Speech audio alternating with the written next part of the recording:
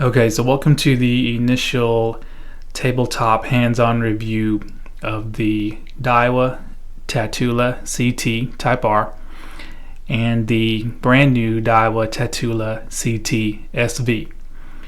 So you're probably looking at this and thinking, well, this is not either of those models. I just wanted to first give a brief history lesson. Now this reel, once again, it came out about 2013. Something DAIWA really needed because they were getting beat in the $200 and under category. Now they did have reels in that price range, but I mean, do you even know the names or remember the reels that this replaced? Because I don't. The CURADO E was a huge seller. The new REVOs came out, so DAIWA really needed something to compete with those competitors, so they came out with this. It's very well received. It gave you some high-end features like the T-wing system, which was only previously available in the more expensive T3 models. It gave you Mag Force Z. It gave you a Zion Star Drag, aluminum frame, and side plate. Now initially it sold really well. Got rave reviews. Everybody was saying it cast really far. It was smooth, and it does cast far, and it is smooth. But a few months later, this reel came out, and it kind of stole the thunder. If you watch the previous casting distance battles, you'll see that the CURADO indeed consistently outcast the TATULA, probably due to the braking system characteristics more than anything else. But this was also much smaller and much more compact in hand, so ergonomically it was far superior. A lot of people complained that the TATULAs were too wide, especially in the front part to accommodate the T-wing. They had to make the front wider, too high on the reel seat, too heavy, which I don't find that to be true, but everyone's got different tastes. Now the only thing that I found uncomfortable about this was the teeth on the mag dial, because I palm my reels like this, and when working things like jerk baits or top water, the teeth after a while would rub my finger raw. So that was the only thing that I found uncomfortable about it, other than this took extremely a lot of effort to turn the really small cast control cap, but the Shimano was just better ergonomically in every way, and so this quickly became a bestseller and overshadowed the Type R. So DAIWA was listening to these complaints apparently, and they came out with these models. As you can see on the left, that's the DAIWA TATULA CT Type R and the DAIWA CT SV. Alright, now let's just do a quick comparison and go over what's new between the Type R versions. First thing DAIWA did was they made it slimmer. Slimmer as in they've taken the frame and narrowed it by a few millimeters. And one other thing that they did change was the side plate is no longer aluminum. I believe it's Zion or some kind of graphite composite. And since the frame was slimmer, the spool actually is slimmer as well. And I'm going to take the spool out and give you guys a look, and I'm going to weigh them as well. Okay, so I got the spools out, and I want to put them up to each other. You can see it's short, it's thinner, not as wide by a few millimeters.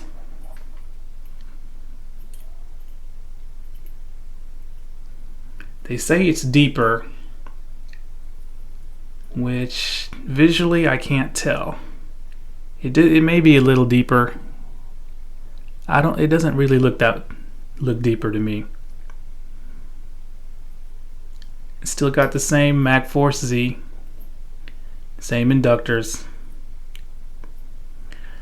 Now, being a slimmer spool, it should theoretically make it weigh less. So let's weigh these things. Okay, so the TATULA Type R original. Whoa. Alright, if you want to stay on there. Original spool, once again, we've weighed them before, but 16.2 grams. Okay, so the CT version, because it's thinner or narrower, wow, it's only 15 grams, almost 15.1. So that's a whole 1.2 grams lighter. And if you've seen my other videos, you'll know a lighter spool will generally cast farther and handle lightweight lures better. So apparently you got a little spool upgrade. Alright, so a few weeks ago I was trying to take advantage of a Memorial Day sale and get the CT at a discount, and they sold out of the ratio I wanted. So I was looking around I canceled the order, and I was looking around on the usual JDM sites, and I was looking at the CT there, and I noticed that the knobs were different.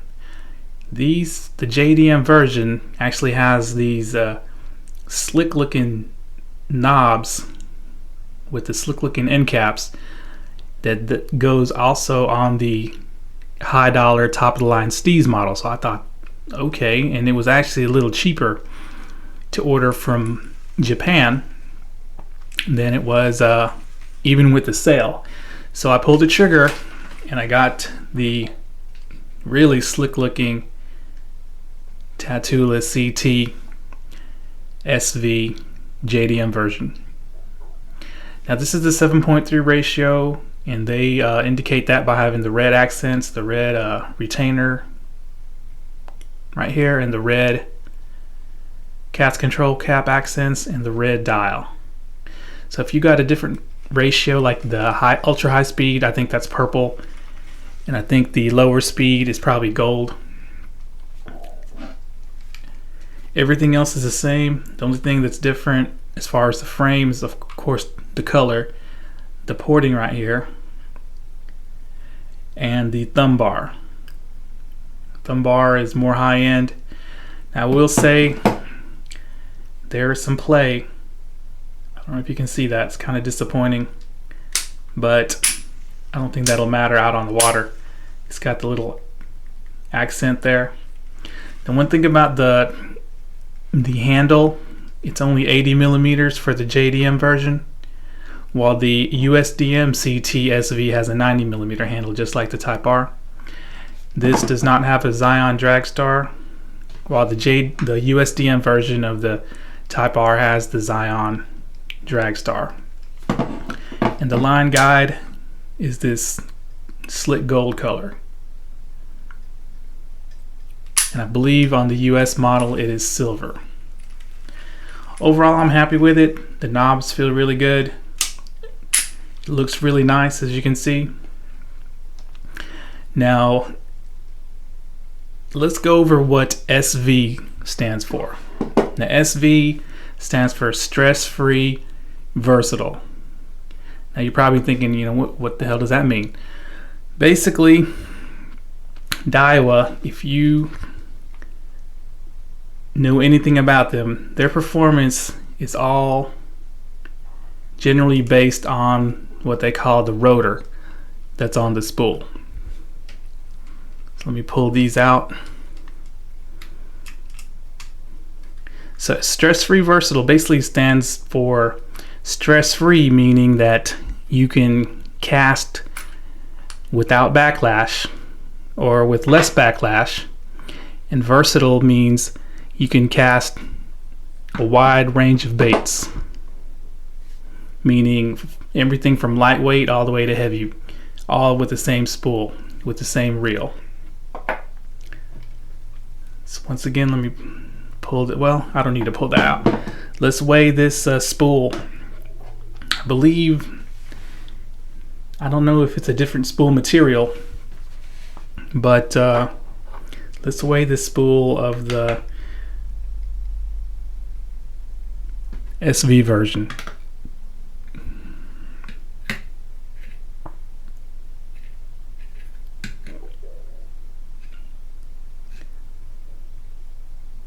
All right, there we go. Okay, it's only 13.8 grams, which is pretty light. And you can see there's porting inside. And you may not know, but the spool for the SV is actually smaller. It's got a 33 millimeter diameter, while the regular Type R has a 34 millimeter diameter. Let me show you what I mean. If you try to stick the Type R spool into the SV body, it will not fit. See, it physically, it's too large, does not fit. Now, of course, the SV spool should fit into the Type R body, which it does, but you can see there's a gap there, which your line will definitely go through and cause some problems. So I don't know if DAIWA did that on purpose or not. I know a lot of DAIWA fanatics love to swap spools around. So let's talk about the rotors here. Now this has the standard Mag Force Z. Now if you don't know anything about DAIWA's magnetic braking, it uses centrifugal force. When the spool is spinning, this centrifugal force will pull this out, and this is loaded by a spring. So as this goes out during the fastest rotation of the spool, it goes into the brakes in between these two circular magnets and slows the spool down. Okay, now this is regular, what they call Mag Force Z, standard Mag Force Z. Now let's take a look at this right here. Do you see a difference there? The difference is this is way bigger. The rotor on the SV spool is way bigger. It sticks out more. And look at this. Not only does it pop out, but it twists. I don't know if you can see that.